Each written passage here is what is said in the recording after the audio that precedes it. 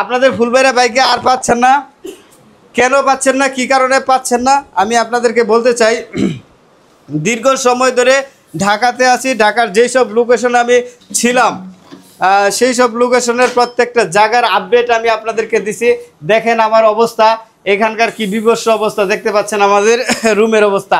এখন কেন এরকম রুমের অবস্থা, কি কারণে রুমের অবস্থা, আর দেখেন এই পাশে দেখেন কি পরিমাণে ভাইরা আসছেন, তাদেরকে এখানে রেখেই আমার কিন্তু বাসা পাল্টাইতে হচ্ছে। এই জন্য আমাকে আপনারা এই লোকেশনে আর পাচ্ছেন না, এই লোকেশনে পাচ্ছেন না। কোন লোকেশন পাচ্ছেন, কোথায় পাবেন সেটা আমি আপনাদেরকে জানাবো।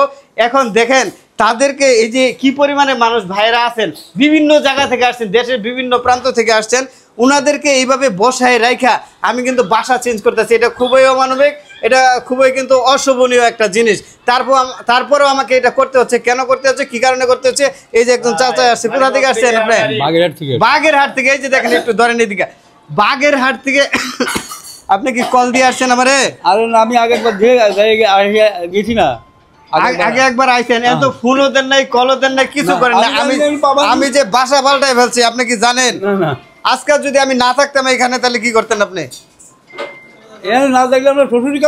এই যে দেখেন, ইনোসেন্ট একটা চেহারা, ইনোসেন্ট মানুষ, একদম বয়োবৃদ্ধ মানুষ, উনি আমাকে না বলে না করে চলে আসছে।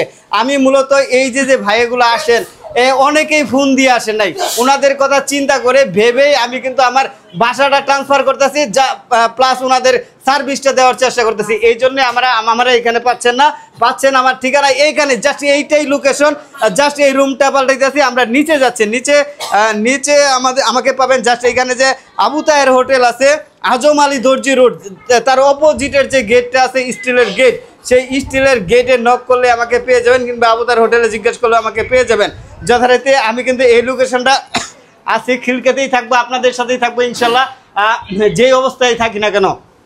তো এই ভিডিওটা সর্বোচ্চ শেয়ার করে দিবেন, সবার কাছে পৌঁছে দিবেন, পৌঁছে দিয়ে অবশ্যই জানিয়ে দিবেন ফুলবাড়িয়া ভাইয়ের বর্তমান লোকেশন কোথায়, ফুলবাড়িয়া ভাইকে কোথায় পাওয়া যাবে। আর যারা না বলে চলে আসেন, ফোন না দিয়ে, তাদেরকে আমি বলবো, আসলে ভাই আমিও একজন মানুষ,